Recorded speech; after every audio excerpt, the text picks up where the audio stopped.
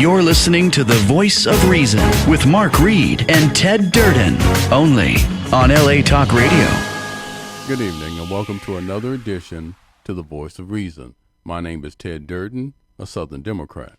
And my name's Mark Reed, a West Coast Republican. And for those of you who are tuning into the show for the very first time, this is a politically motivated podcast where civil discourse is the order of the day, where Mark and I believe there are more things that unite us than there are things that divide us. And as Absolutely. I do every week, I toss the ball over to Mark. Well, we're going to talk about a couple of subjects. First of all, I really, really want to give a heartfelt and sincere prayer and condolences to those who were affected by the Saugus High School Santa Clarita shooting. At this point, one person has passed away and 5 people are still injured in the hospital, and 2 of them, I believe, are still in critical condition. Right.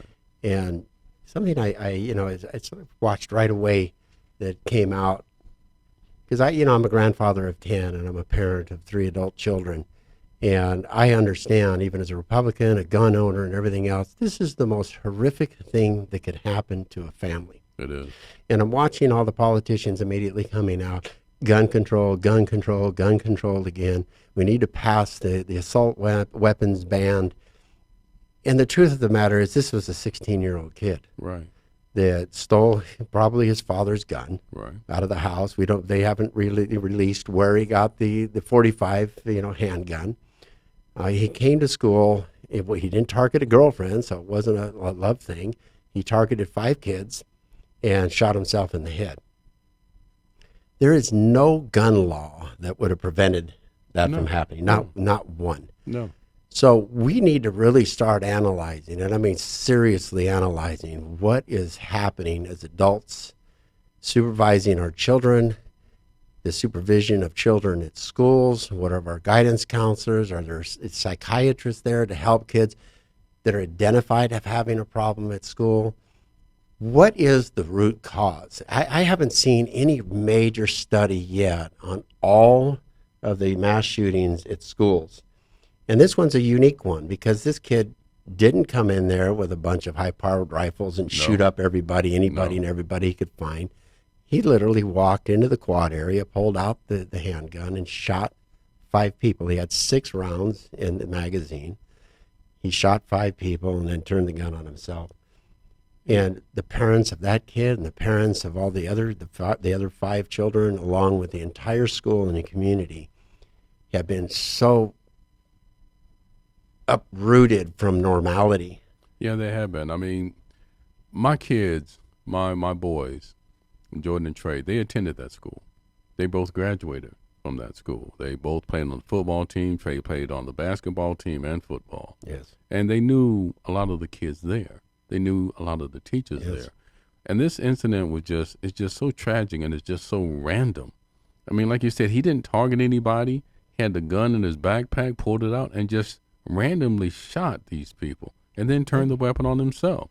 And I agree with you. It's like, what kind of safeguards as a community, as a family, as parents can we put in place to try to recognize when there's a troubled kid, when there's something that's going on? I mean, there are counselors at the school every day.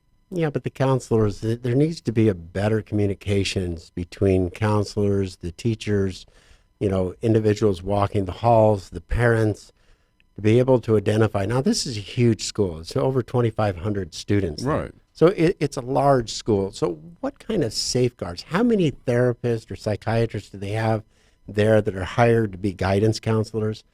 What is going on in all of the school systems? Are we really shortchanging the security and safety of our children by putting them into a mass mob where it could have been anything? It could have been, those 5 kids could have been bullying them. They could have been harassing the living tar out of them. I don't know what the kid looks like, so we don't have any clue. We don't know what his home life is like. We don't know anything right at this point about this kid, except for this was the most massive tragedy local right here. Right, it was. In an area that's inconceivable because it's an upper middle income. Well, not just that. Santa Clarita and Simi Valley are 2 of the safest cities in this country. Yes. And the reason being is that there are so many first responders, police and firemen that reside in those communities. Yes. And that's why it Yes. is considered one of the safest. The only thing that I've heard today regarding this tragedy is that the boy's father was a gun owner, an avid gun owner. They were all legally owned and purchased. Yeah. I mean, he was avid to the point that supposedly, allegedly, he would even make his own bullets. But that's not the problem, and I agree with you. It's not an issue of gun control. But it's part of the problem. Remember that it's like I said, I'm a gun owner as well. I have a safe at home. All of my guns are locked up in the safe. When my grandchildren come into town, they're all locked up in a safe. Right. That's the responsible gun owner. Right. Okay. If you have a weapon that's out of a safe, then you have a trigger lock on it, or you have a slide lock on it. You enable it so nobody can get to it. Right. Okay. And if they get to it, they can't utilize it. That's a mistake that parent made. Okay, that's going to haunt him for life because his own child, tried to take his life, shot himself in the head. We don't know if Right. he's going to survive, Right. or if he's going to be even half normal when he comes out of it. But that's not what I'm discussing. What I'm discussing is how do we create a better recognition of some serious issues that are going on in the schools? Are they having trouble? Is the parents having a divorce? Are there fighting? Is there anger issues going on? Is there drug issues going on? What is happening? Because you can see the red flags. That's why they have the red flag laws and everything else, because there are indicators. I think, I believe most 90% of the time there are indicators that are obvious. well, I think, and I'm going to go back to an old cliche, Mhm. and I think you would agree as a parent. It takes a village to raise a child. It really and truly does. I mean, in this time of where social media is just all over the place, I think the one thing, if at all possible, if it's not already being done, because I'm not a social media guy, is that, maybe educating the children who are avid social media users, that if you hear something, if you read something, if you see something in social media for somebody that's in your school that looks like they're having a hard time, to encourage them to bring that to a counselor, to a teacher, to an educator, to somebody, so that things like this may possibly be avoided. There has got to be a 100% hands-on within this community, because I spent years in this community, and for this to happen, for some kid to show up and just kill these people, shooting them, and we don't know why. And I think that's part of the scary. We just don't know why. I mean, I'm sure it's going to come out. I would imagine that it will. Speaking with the parents and speaking with the kids that knew them. But it's just horrible. You have to look at. I remember some old books that I've read, and one of them was talking about suicide, and it talks about the pain and the agony that a individual spirit has to be in when death is preferable to life. Right. Oh, yeah. Because Right. To a older person, a day's time is like the gold coin to a miser. Right. You want every day, you enjoy every day. So when you see somebody that takes their own life, takes the lives of others, homicide and suicide are very parallel twins, They are. very slim thing in between. And so when somebody's committing a homicide, they're really trying to kill themselves in a lot of different ways. Right. And so when you see this happening, it's like, what can we do better? How can we identify these Exactly. issues, and how can we identify and get resources to these kids? Now, I would love to know the stats on that school, how many guidance counselors, how many therapists, psychologists are actually on campus for 2,500 kids. Because as I've known through case study of the county, facilities for mental health, they're overloaded. They have a case profile of hundreds of people. They can't get to them. They can't even really get involved and find the baseline emotions of the individuals that they're there to help take care of. Well, I can tell you that I know part of that answer. You do? Like I said, my kids went to that school. Yes. So basically, they have one counselor for each level, Each grade? each grade level. Yeah. Or each, because what are the grade levels that the school goes through? At the school is 9th, 10th, 11th, and 12th. 9, 10, so you have 4 grade levels. Yeah, so 4 counselors. So 4 counselors, 4 into, that's 7, 6, 2,500 kids. Right. My Yeah. mind's So trying to a little, divide yeah, a a little, little math here. like a little over 600, per. 600 per. Right. You think that's good enough? No, of course At, it at, isn't. at It one of the isn't. most volatile points of a kid's life, which is called adolescence. Mm-hmm. Peer pressure. Right. They're out from their parents' wings. They're there trying to fit in. I mean, yeah, They might be sexually active, not sexually active. They got their girlfriends going on, and mean, the boyfriends going on, being rejected. Hey, peer want to pressure. feel like they're fitting in. They're Peer not the pressure, jock. yeah. They're the nerd. Peer pressure is a mother. Yeah. Peer pressure is a And mother. so one for every 600, And- 700 students is just, it's insane. And I think what you said, Mark, is extremely poignant. That when you're that young, how difficult or how dark is your life when It can be death? very When, dark. No, but when death is preferable to that's, living, That's what I was talking about. and that's what I mean. It's very There's poignant. a poem by Tolstoy about that, and it talks about Princess Alexandria, and she plucked her own life, took her own life. Right. And it's like how much misery needs to be in the edifice of a character, of a person, to prefer death over life. Right. I would, fight the dragons of the world to stay alive. Absolutely. I mean, that's all there is to it. Absolutely. And it's like, Yeah. this kid was in pain and nobody saw it. That's insane. And I don't that- believe Yeah, it. that's I the just don't tough believe part it. about it. That is. One other thing that's been coming up on the news quite a lot, and we talked about it before, was old Mr. Jeffrey Epstein. Yeah, I saw He a said some little more of that teaser. stuff. So what's up with Well, that? Bottom came out, the coroner, he'd come out and he had reviewed it. Right. 3 bones in the Adam's Apple area. I don't know the names of them. They're very technical names, but 3 of the bones were broken, not 1. 3.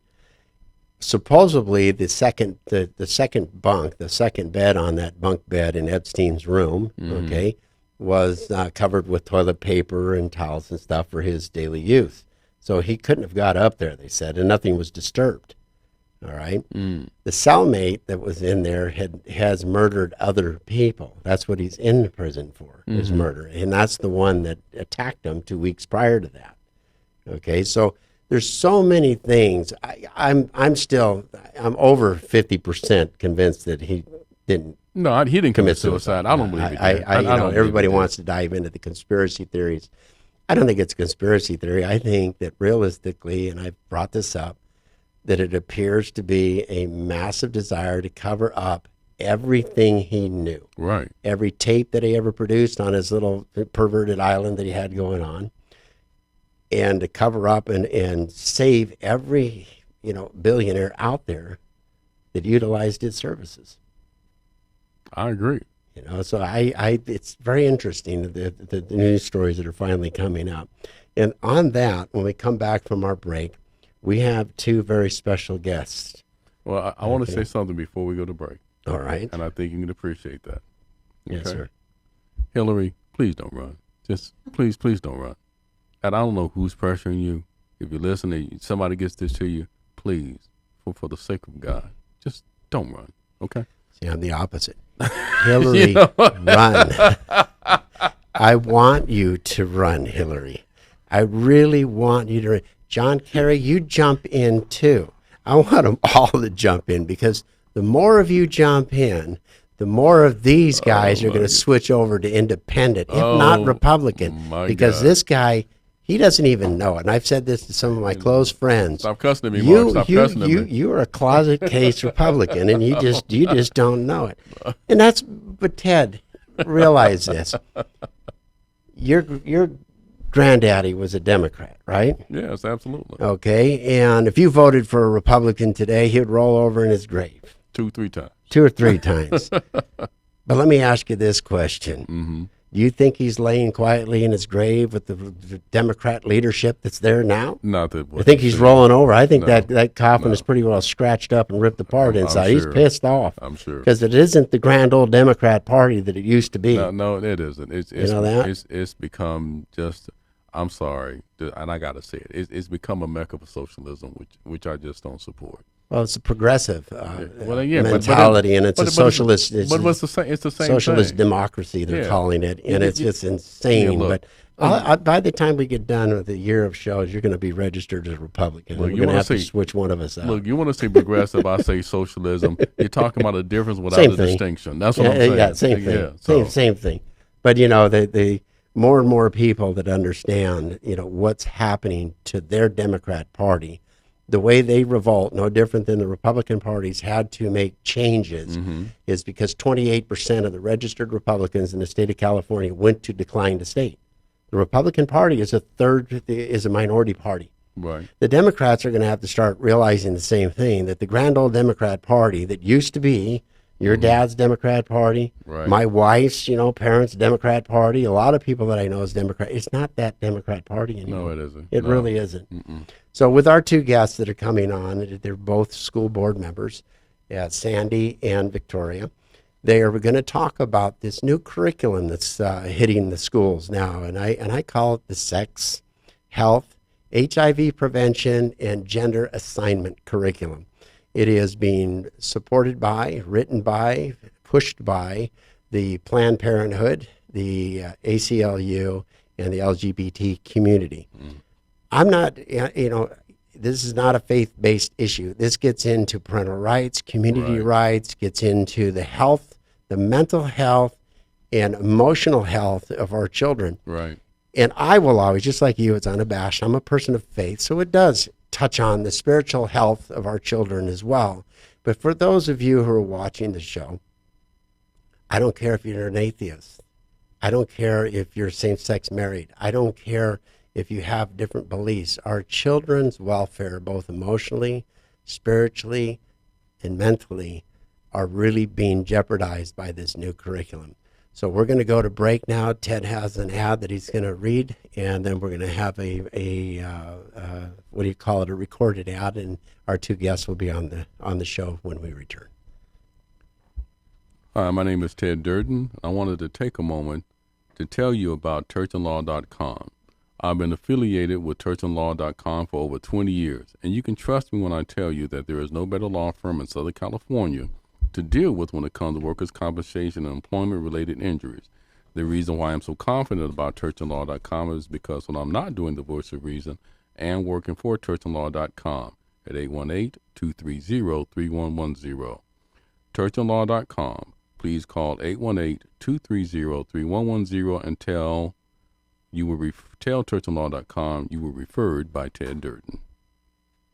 The Voice of Reason is brought to you by Levin and Nalbandian Trial Lawyers at 213-232-4848. If you have any workers' compensation, employment, and labor law or personal injury legal needs, call Levin and Nalbandian Trial Lawyers at 213-232-4848. And now back to the Voice of Reason. Well, these two are very special guests to me because as being a father of 3 adults and a grandfather of 10 grandchildren, 9 granddaughters, 1 grandson, this subject matter is really close to me and is perplexed me for quite some time. Please give a 1-minute quick bio of yourself, Victoria. Sure, I'm Victoria. I am a mother of 2 young children, 1 in middle school and 1 elementary school.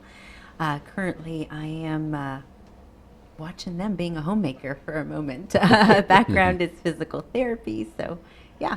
That's a tough job, isn't it, being a mom? Tough, but all the different forces from the outside coming in. Oh, that's yeah, the tough part. That makes the We want to protect our kids from everything and anything. Yes. And we realize that the more we get older, right? And I'm not saying you're old. You're very young looking. I'm old. I'm 62. Right. We get to realize what kind of predators, both under the surface and above the surface, that are actually out there that are influencing our children, and we want to be more and more protective. Right. Give us Sandy, if you can give us a quick, short bio of yourself. Now, we're only using first names, and I want to tell my audience the reason why we're using first names only is because I don't want retaliation on Facebook or any other social media platforms for their beliefs. Now, their beliefs are not the beliefs of the board, school boards that they're on, or the teachers' union or associations. These are their own viewpoints based on solid facts, based on their exposure to this curriculum, based on the things that they have come in contact with. So they're expressing their views for you to digest and come to your conclusions about what you think should be taught in your schools in regarding to sex, health, HIV prevention, and gender assignment. Sandy? Well, thank you, Mark. So my name's Sandy, and I'm the mother of 5 children. My oldest is 25, and my youngest is 14. So I have 2 in high school, 2 in college, and 1 out working on her own. So I have them in all stages. I earned a master's degree in education from Purdue University with an emphasis in school counseling, although I have chosen to be a full-time mom. So I stay home with my children. I'm also a member of the Conejo Valley Unified School District School Board. I was elected in 2016, and I appreciate the disclaimers. Everything I say is definitely my opinion and not necessarily that of the board or the school district. Perfect. Okay.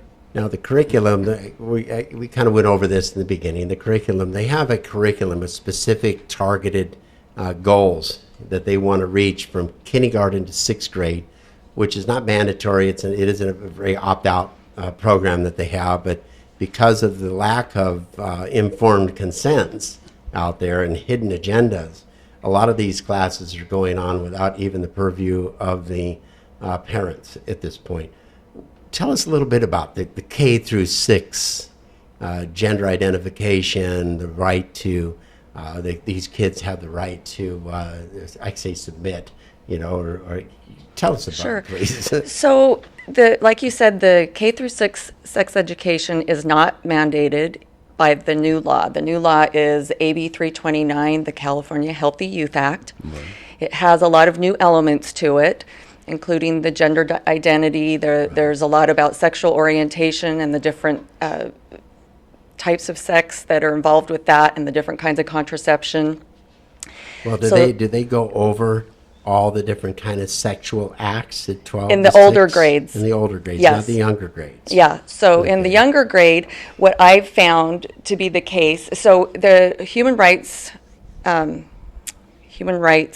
Foundation, the Human Rights, HRC, Human Rights, what's the last? Anyway, they have on their website, they have a number Human of... Rights Council, I think that's it. HRC. Yeah. Human Rights Human Rights Council. Council. So on their website, they have a number of lessons that they recommend for sex ed, and then there's some curriculum that's recommended for the K through 6. It was recommended by a group called ASHWIG, which was a group that was appointed by the California Department of Education to look over some of the curricula. Mm-hmm. In the law, the law states that it is okay to teach a K through 6 sex ed, but it's not mandated. But if one is taught, it's supposed to follow the same guidelines of the law and stay within the parameters of the law that the older sex ed is is kept within. So with the gender, a lot of it has to do with gender identity and gender spectrum ideology and anti-bullying. And so a lot of it is implemented under the name of anti-bullying and not sex ed, although it is part of the sex ed requirements. I just want to chime in for a second here real quick, because Mark, you and I talked about this on Right. an earlier show, that the involvement of the LGBTQ community, that they use the fact that transgender children were being bullied, but they had no statistics to back it up. Right. It was really analogous. There was no data, because you and I talked about that bullying normally occurs first based on race, first and foremost. Yes. After that, I think it is based on faith. There are no numbers whatsoever to support that transgenders were being bullied at all. I mean, you might have a boy bully a girl, that's normal. Yeah, I was going to say that bullying really is non-discriminatory. All you have to do is stand out as being an oddball, and you're going to get bullied. I mean, there you we go. all bullied the nerds. We bullied the kids that were playing in the band. We bullied anybody who Hey. wasn't a jock. I, You know what I, I mean? I wore Yeah. glasses and You got kinda bullied when pick I was on a kid. everyone. I wore Yeah. glasses, I had 4 eyes, whatever. But So, yeah, Victoria, I got a question, because you have a 7-year-old, right? A 6-year-old, yes. A 6-year-old. Now, I was reading an article here on Chicks on Right, right? And it says school passes out flyers to 7-year-olds about pregnancy services and free birth control. At 7? Yeah, that's what it's saying, right? Yeah. They're passing out condoms. I sent this to I you. just threw up in my mouth a little bit. And so, what is it that you're experiencing with yours? Because now you homeschool. You homeschool for a reason. I What happened? I homeschool my middle school child. Right. But my six-year-old is still in school. He's in a charter school. Charter school. Okay. Yes. So now, my experience, last year he was not in a charter school. And we did encounter that. There was the question of, can a boy become a girl and a girl become a boy? So that was a conversation we had to have that I was not prepared to have, but I had to have and had to teach him that you were born this way. And I had to teach him that is how you were created. How, you can't just all of a sudden become a girl. So you were created this way. But That the schools are trying to teach the complete opposite of that. They're trying to say that parents are assigning their child their gender, Yes. but the child, as they grow up, have the right to assign their own gender. and that I am now the parent who is doing him the disservice to tell him otherwise, that I am actually abusing the child. So that's the new terms that are being used. You're abusing your child for telling him that he can't be a girl. So now I am I am the abuser. But interesting enough, I'm glad you asked that question, because there is a list of websites that the district is giving children. My friend who goes to school with my son, went to school with him in kindergarten, she went to one of the websites, and Right. it is true. She put in his information, his date of birth, which Right. he's still 6, and in there, it sent her little son all the information that you just mentioned. How Yes. he could go to a The clinic. the websites are How he can- advocates4youth.org. They look at Yes. his Planned Parenthood, Teen Source, Sex Yes, Extra. and it sent Yeah, her P little flag. son, oh, this is how you can get, like you said, access to birth control, Right. access to all of these things. I don't know about you, but my son's focused on playing with dinosaurs and cars. Yeah. It's the furthest thing from his mind. It- So it- I just it's that's it's planting those crazy. seeds. It's crazy. I had a quick question for Cindy. Yes. Now, the K through 6 is not mandatory; it's optional. So just to play devil's advocate, if a parent was okay with it, do they send the kid to another class, or I mean, how was that segregated, for lack of a better description, for those who want to and those who don't? There's no option to not participate. So the district next to ours, Oak Park Unified, has implemented a K through 5 gender identity curriculum that they consider anti-bullying, which I consider a sex ed curriculum. And in the curriculum, they show the kids different books. And the parents were quite upset because they didn't really find out about it until the very end of this summer, and they didn't know what was going on. But they had various books. I have some of them here, which the books look pretty innocuous. There's a crayon. The inside of the crayon is blue. The outside's red. It doesn't necessarily match. But then you start digging down into the goals of and the purpose of what the lessons are. And by the time it starts out with them teaching that they're going to express their gender a certain way. Some kids express it one way, some kids express it a different way. But then by the time they're in 3rd grade, they're talking about the gender spectrum. The book is called Sparkle Boy for 3rd grade that they're using. They have students are called upstanders if they are allies for the kids who might not may not meet the norm of the genders. And so so they and then by the time they're in 4th and 5th grade, they are taught all the different pronouns, and they're expected to use the different pronouns with the kids. The teachers are also being told that they should not call the children boys and girls, but just call them by their mascot's name, so Bobcats or whatever that mascot is. So as you can imagine, a lot of kids are confused. it's not necessarily developmentally appropriate to be teaching these concepts when kids at that age like to pretend like they're Superman or like to pretend like they're a princess, and they don't really, some of this is just not age appropriate for them. And the fact that they're teaching it, to me, it's an ideology. It's taught, it's not hard, fast science. And some would like to say that it is, but the science is it's just not there. And the studies that they have tried to use to say that it's a scientific Base curriculum. yes, that it says that the science that they used is flawed because they had no control group. They had the group was taken off the internet or off of websites, and so they self-selected in, which is not a good scientific method. There were all kinds of problems, but there are scientific studies that prove quite opposite of what they are implementing into the schools. So basically, many parents, and they come to our school board meetings concerned, and they come repeatedly, time after time after time, and they're concerned because they feel like this is not studied, and we don't want our kids to be guinea pigs, basically, and be taught a curriculum that has no basis in science, and that many people, it goes against their, not only their religious views, but also many cultural norms, many, the Latino families are starting to come out and say that this is not really something that our community is accepting of. And see, and I look at it like this, and I don't want you to chime on something, Victoria, is for me, it really comes down to just parental rights. It really and truly does. Yes. I don't care what your ethnicity is. I don't care what your religion is. You're infringing on my rights as a parent. That's what you're doing. And this just offends me to no end. Now, you said you had to talk to your kid about it. What was your child's reaction when you're talking? I mean, I'm sorry. I'm just at a loss. Well, it was, I was shocked when he asked me. He came home, he's in kindergarten about a year ago. And yes, I'm thinking, wow, right?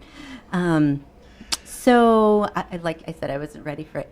Well, I'm of faith. So I've taught my children how they were created, who created them. Right. And so when he asked me that question, I answered him with, well, you were created this way, and I don't know how I could possibly change that. And I had to ask him questions that he answered for himself, and he realized, well, yeah, that doesn't make sense. How can I change myself? And so he said, yeah, Mom, that would be weird. You couldn't be Daddy, right? And Daddy couldn't be Mommy. And to him, in his own little world, it made sense to him. And so I had to ask him questions. I had to get it to, in his 5-year-old little mind, understand that, yeah, we can't change something that was created. You can't change a lion. A lion is a lion. Into an eagle is an eagle. You can't change that. And honestly, I keep telling my children, I think even the animal kingdom understands their role. Yeah, they absolutely do. But this goes beyond just that. This is when I talk about, because I'm a person of faith as well, and so is Ted. Yeah. So are the two of you. So we understand the faith-based aspect of the argument. This gets into more of the psychological norms of children going through normal growth periods, right, hormonal changes, self-identity, and so forth. So this K through 6 is really, to me, a conditioning, a brainwashing of kids, of taking the norms and making them not normal, but at the same time usurping, as you said, Ted, the parental right aspect. Is now your child comes home and says, you don't have a right to tell me if I'm a boy or girl. I can be whatever I want to be. Ooh, not in my house. See? You'd be surprised. But on that one, we're going to have to go to a hard break here. So we have a couple ads to play. Hi, my name is Ted Durden, and I wanted to take a moment to tell you about TurgeonLaw.com. No. I've been associated with churchandlaw.com for over 20 years, and you can trust when I tell you that there is no better law firm in Southern California to deal with when it comes to workers' compensation and employment-related injuries. The reason why I am so confident about churchandlaw.com is because when I'm not doing the voice of reason, I am working for churchandlaw.com at 818-230-3110. That's churchandlaw.com. Please call 818-230-3110 and tell churchandlaw.com that you were referred by Ted Durden. Play it. The Voice of Reason is brought to you by Levin and Nalbandian Trial Lawyers at 213-232-4848. If you have any workers' compensation, employment, and labor law or personal injury legal needs, call Levin and Nalbandian Trial Lawyers at 213-232-4848. And now back to the Voice of Reason.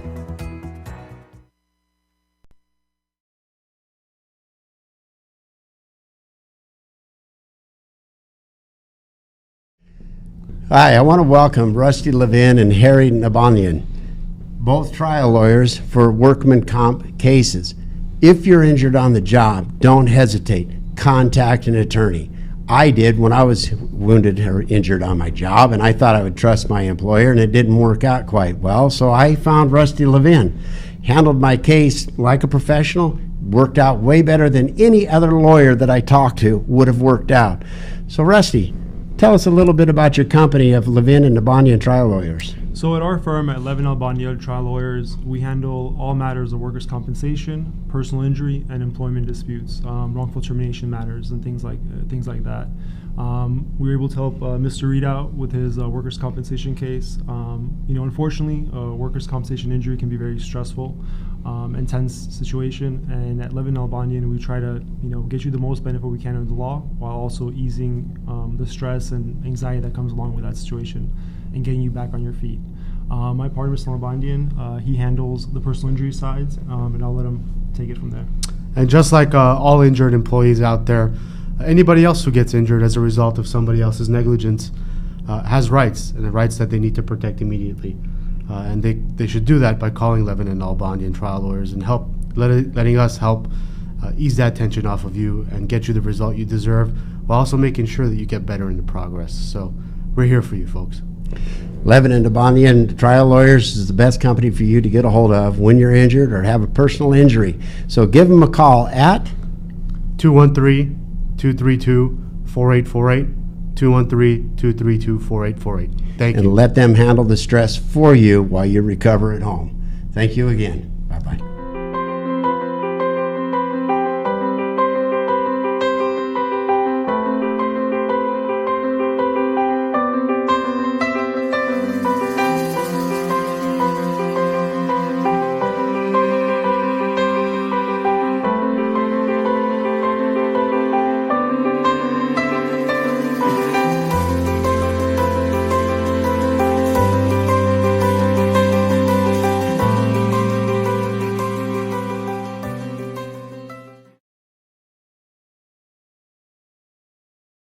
Victoria.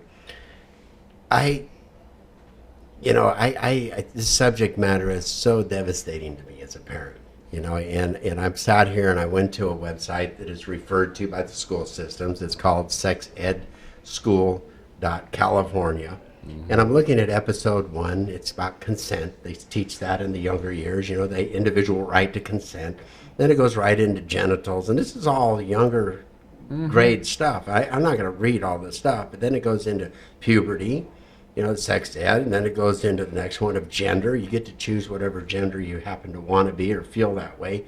And there's even a gender fluid, meaning you don't really relate to either one of them full time, so you're kind of like a unicorn. You're a magical creature. Mm-hmm. Okay, and then it gets into orientation. Orientation is one that really, really kind of bothered me. Orientation is all about who a person is attracted to. The kids discover that not everyone feels attracted in the same way, and that some people do not experience sexual attraction. Local drag queens, Faye Slip and Fluffy Sophie, dropped by for a delightful, candid discussion about all things orientation from their point of view. The kids learn more about the LGBTQ2+, and pose some very interesting questions for Faye and Fluffy. Then it gets into the kissing sex ed. Then it gets into the digital do's. And then it gets into love. Love is love. And love is love, is everyone loves something or someone, but the most important person to love is yourself. Even the dean tackled love head on and challenged the kids during a special ed school version of the game of things. Self-love becomes front and center when the topic of masturbation is part of the gameplay, providing lots of opportunities for some key learning and debunking of some common myths. Well, I know the common myth in our time is if you did that too long, you lost your eyesight. Right, You know, yeah. that's what our parents threatened us with. But this goes way beyond this. This is the external curriculum that the 7th graders are now being offered to go to on their own, mind you. This is outside of the classroom. They're being given this stuff. And not only that, they're being told, you don't have to tell your parents about this. In fact, you don't have to tell your parents if you go to Planned Parenthood to pick up, birth control or have an abortion or get counseling from these individuals. They are, and correct me if I'm wrong, and I'd like you to chime in first, they're turning children against parents. And I brought this up because this, to me, Ted, is very targeted towards poor people and people of lower middle income, because this is not mandatory in private schools Of course not. and or faith-based schools, No. right? So they're targeting the poor. And I think I told you about the letter that was given from the California Women's Law Center in objection to Mike Morell's bill that he put forward. And they were saying the complete opposite, that the bill for opting out targets the poor. It's like, wait a minute, you're targeting the poor by teaching them these kind of things when you really should be teaching the parents. Tell me what your thought process of all these extracurricular websites are directing the children to. Well, when I went to ask after I looked at the curriculum, I I was quite appalled. I don't know what words I could use, but so they said to me, well, and I asked if I can be opted out, which I contacted my attorney, and he Right. said absolutely. Well, the school my daughter was attending said, no, you cannot, even though legally I can't. Right, yeah. Yes. And so their response was, well, do you really think that in the age of cell phones, your daughter will not find out the websites that we're going to be giving them, including the website that you just talked about? Yeah. And one of the other websites was sexetc.org. Yep. And I looked into that and I said, oh my gosh, it teaches them about the different sexual positions. And this is called education. Very graphically, too, right? And I said, this is not okay. This cannot be okay. You're just giving pornography to these children because Well, this is pornography. I mean, it's like, and we kind of had an off-the-air discussion. where- Wait, I was just going to say, don't you remember in our days, we would attack the National Geographic for this stuff. Oh, yeah, for the Aborigines. Yeah, That's- I remember that. Yeah, for the Amazon. I'm absolutely. revealing what We was did. in our days, Yeah, no, 40, that's 50 what we years did. ago. That's You what we went did. you went to the National Geographic to see if you could see a half-naked Aboriginal somewhere. Hey, look, let me tell But you now something. they're giving what I would almost really consider soft porn sites. I mean, for me, what you ladies have shared with us this evening, it's like they're creating a breeding ground and a feeding ground for pedophiles. That's to me, that's what they're doing. That's why I said that they're really grooming or they're indoctrinating the poor, who have No in choice. in a lot of cases, the females and the poor, they lose hope. Where am I going to go? What am I going to do? What am I going to aspire to? So the first guy that comes along and says, "Oh, you're really sexy, honey, I love you." They've been groomed. They've been groomed to do this, and it's a shame because it's destruction of a society. Well, on that note, one of the items that the parents really were upset about when they went to Sacramento in May over the framework was that they refused to translate it into Spanish Yes. and Chinese and the other languages because they felt like those communities would really want to know what that framework was saying. And the framework just describes all kinds of examples of what you can teach the children and how you can teach this material to the children.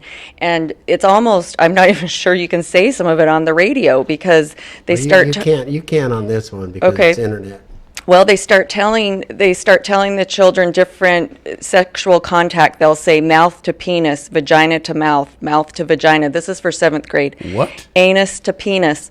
When they talk about how germs are spread, this is a chart from the Positive Prevention Plus, which most of the school districts are adopting. It talks about kissing, coughing, and one of them is having sex. That's how germs are spread. They talk about HIV transmission, semen and vaginal fluid, genitals, anus, openings in skin, body fluids. They talk about the only downside that they gave to terminating a pregnancy is that some people may judge you for that decision. They have a chart here that gives a green light, yellow light, or red light for different acts, sex acts, and oral sex got a yellow light, meaning it's not as dangerous, and a hug would be a green light, anal sex is a red light, pierced ears is yellow. So pierced ears and oral sex are both yellow. Yeah, here's the one where it says they may experience criticism from others for having an abortion. That was the only downside. There, in the law, I was reading through the law before I came, and the law doesn't even mention abstinence at all, except for abstinence is the only sure way not to get HIV or a sexually transmitted disease.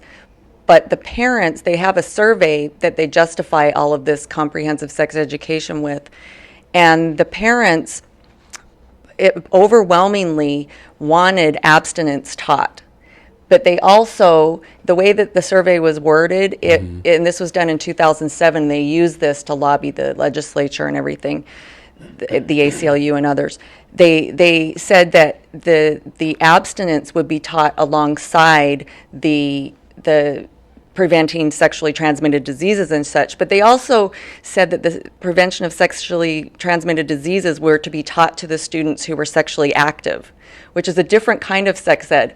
So sex ed, there's about 30%, and the CDC says in our area there's about 30% of high schoolers who have had sex one time.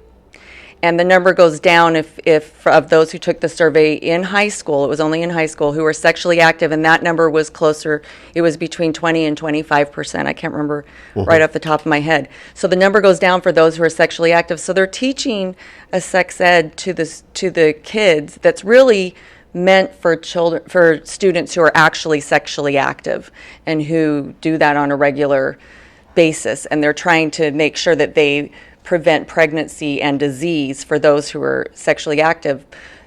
What is most likely happening is the way that they're teaching it is really making the kids want to experiment, because they're showing them 20 different ways that you can have sex. And because when they're showing all the different ways of sex acts, and also I saw they have to, all of the sex ed has to be for students with disabilities. You have to make it applicable to them. So they have pictures of how to have sex if you're in a wheelchair, how to have oral sex, how to do. And This I is think in if the 7th parents, grade and 9th that grade? one, yes. And so those are websites, like she was talking about. They're websites that the students are given, and then they can click on. So if a student has a disability, they can click on this website, and it will show them all of the material, but as it would relate to a student that has a disability. Not every student that has a disability has, not the use of some of their limbs. Right. It might be because they have ADD or something like that. But they in the law, it just goes down this long list of it. The sex ed needs to be appropriate for all of these groups, and the one that really opens it up, of course, is the LGB group because they're talking about different kinds of sex. So anal, Yes. oral are much more prevalent there. And Wow. yeah. Sometimes I just sit here shocked. Yeah, well, yeah. Yeah, You know I am. Makes me an old man now, I guess. You and me both. I remember as a kid, you know, you looked at your parents' bedroom, you thought, ew. What are they doing in there? And now you're teaching this in school. You had mentioned earlier that when you brought this up to your school about that, the actual individuals that were going to implementing this, even though they're preaching tolerance, they had a complete intolerance for people of faith, the Hispanic community, people who objected, basically. Tell me a little bit about that experience when you had with that school. You don't have to name the school. No, and according to the district, it's a conservative school, so it's one of the best schools. And initially, the science teachers said that it's only a problem for the religious people, and then this person even targeted Korean churches, which I was shocked. That was my first red light, that big flag that says something's wrong. Right. Then my daughter's actual teacher, when I spoke to her, she mentioned the only people who are opposed to this are the faith Christian-based people, and yes, that is a concern when they don't even know you and they're saying these things. So they're trying to shame you right off the bat. Right Right. off the bat, and then she mentioned, yes, that the Latino community has a big problem with this, and I'm Latina, and so yes, it goes down to the very first thing that they tell you is we are not going to discriminate, but I feel that is right there. Right off the bat, an act of discrimination. And honestly, it didn't stop there. To process all this, my daughter did go to school for a little under 2 weeks to get her going and transfer to a different school after this happened. But the teacher, she even was giving her a difficult time while she was in the class, saying, "Oh, you're going to fail this class." Now, my daughter's never had anything but an A in school, so she's a gifted child, and so to the fact that you're already targeting a child. And the principal did say to me, I think he was concerned. He said, what are you offended by? And I think he wanted me to use that language, the fact that they said I was a Christian, and I said, I didn't say any of that. I said, what offends me is that you're teaching little children how to have sex, anal sex, all these things, and you will not teach them abstinence because you said this is against the law, which, by the way, I did contact my attorney, and it is. The state of California believes that abstinence is, they state that it is illegal. It's religious. They They think that's a religious teaching. And crazy. then they called me a hate group. They said, you must be from a hate group if you're opting your daughter out. Those were their words. One of the things that we talked about earlier, because we got about 6 minutes here. Yes. We talked about earlier, and that is one of their biggest excuses for implementing this curriculum is the fact that most parents don't talk to their kids. While they may have somewhat of a persuasive argument there, okay, but they don't know because there hasn't been a lot of surveys. But I'm going to go ahead and caution on not caution or make the mistake of saying, I kind of agree. A lot of parents really don't talk to their kids about sex.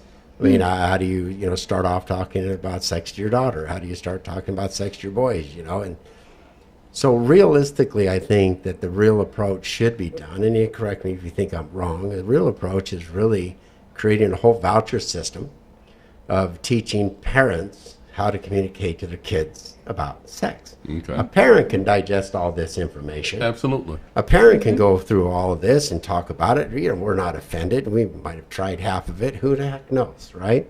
But the reality of it is that this is not age appropriate, even though they're saying it's age appropriate. And that's a decision up to a parent. When is your child there? How is your child developmentally, mentally and emotionally, and spiritually, based on every other parameter in your home? What is my rights to teach my child these things? I would welcome the class. I would have gone to it because, like I said, when I was a kid, I walked by my parents' room. Ew. You see them in bed together. Ew, that's just, and that's considered modesty. We're very modest. I didn't like showering in the boys' gym. I got all stinky and stayed stinky the rest of the day. So I chose my gym class at the end of the day. Right, exactly. So I go home and shower. I didn't like showering in front of a bunch of people. Yeah. I've taught all my kids the same thing. So this is why I've got to have you guys come back. To be honest, there's so much information. It really there's is. so much on there. I would like you to give out a couple of websites that people should go to, and say them slow because people can freeze frame this stuff as well, right? And be able to go to them. And I know that Brenda has a couple of YouTube pieces as well. So, Sandy, if you can name a few of the websites they need to go to see exactly what's taking place, and then I'll give out a couple as well here. So, Informed Parents of California is a great website. They have a lot of information on there. They have examples from the framework. They have short synopses of the various curricula that some of the districts are adopting. I think they're one of the best. So that's Informed Parents of California. In our area, we have the California Parent Alliance. There's let's see. Oh, there's a really great one. This is a whole booklet that you can download. It's called Responding. You can Google it. Responding to the Transgender Issue Parent Resource Guide. There was a coalition of organizations that got together and put together some great resources. It's mainly, obviously, about the transgender issue, but it's very informative, has all of the medical information, all of the latest studies, all of that. So those would be my top recommendations. Okay. Do you have one or two? So I think this most is what parents, the school wants yes, you to go to. Yes, and that's the thing. What I've seen with parents is that they just can't believe it. They really can't believe. No, that is impossible. They would never teach that, and so they think, oh well, I got sex ed, or I spoke to a few parents just on Friday. My daughter went to school with them in elementary school, so I haven't spoken to them in about a year or so. And I asked them, "Have you heard of this?" They had no idea, and they said, "No, that's impossible. They could never teach that. Don't we have to sign something?" No, not anymore.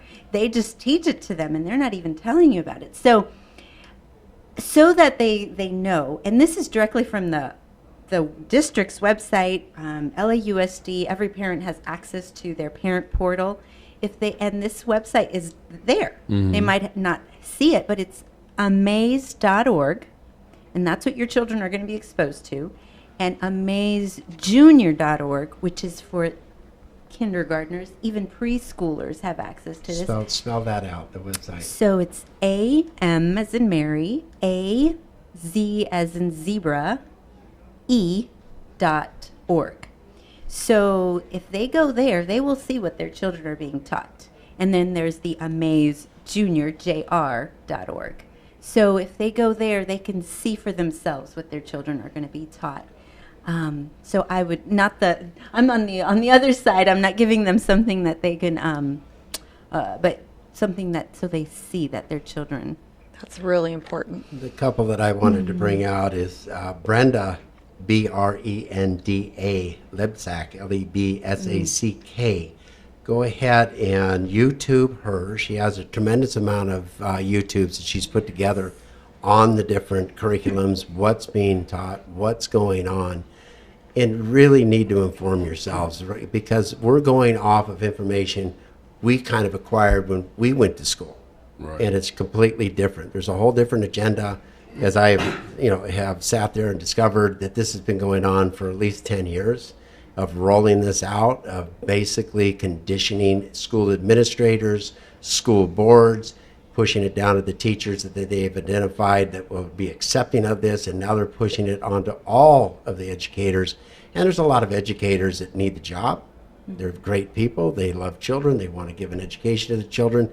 But yet they're being forced to teach this, which goes against all of their principles, whether they're found in faith, whether they're found in tradition, whether they're found in whatever, their own moral fibers. It is a contradiction to their own beliefs. I want to wrap this up by asking you, Sandy, what do you think the primary objective of our school systems should be? Well, of course, we need to educate our children for math, very important, science, English, writing skills, all of the things that they need to get a job and be successful members of society. And I think anything that we do that is not accomplishing that goal is just, it should fall to the wayside. I think we're spending way too much time, I know we do on our school board, with items such as this, rather than trying to get the kids' reading scores up, trying to get their math scores up, trying to figure out how we can improve those basics, because I think we're really failing a lot of kids. And we choose literature for the kids to read based on whether it has to do with social justice or things like that, rather than the reading level and the amount of vocabulary building that it's going to offer, and the style of writing, whether it's going to inspire them to be great writers and teach them to be great writers. My one wish would be that we would just focus on those basics and get really, really good at that. Get really good at that and have every kid excelling. And if there's time, we can implement some other things about what's going on in the world and those kinds of things. But I just don't see this as being a top priority, and yet they're putting it throughout all the curriculum and bringing it up in science. Not only in this state, but many other states. And we're going to be closing the show out. And I also would add that as a parent and as a grandparent, when I send my children to school, I want a safe school. I want it safe from children that are coming in with guns, just like anybody else. So we need to do a better job at identifying children that are having a tough time at school. We need to do a better job of intervention. We need to do a better job on that aspect.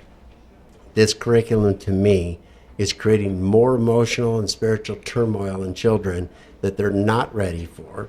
They haven't even gone through puberty yet. It's altering their whole transitions from being a young kid to a teenager, from a teenager to a young adult, by exposing them to way more than they ever need to be exposed to.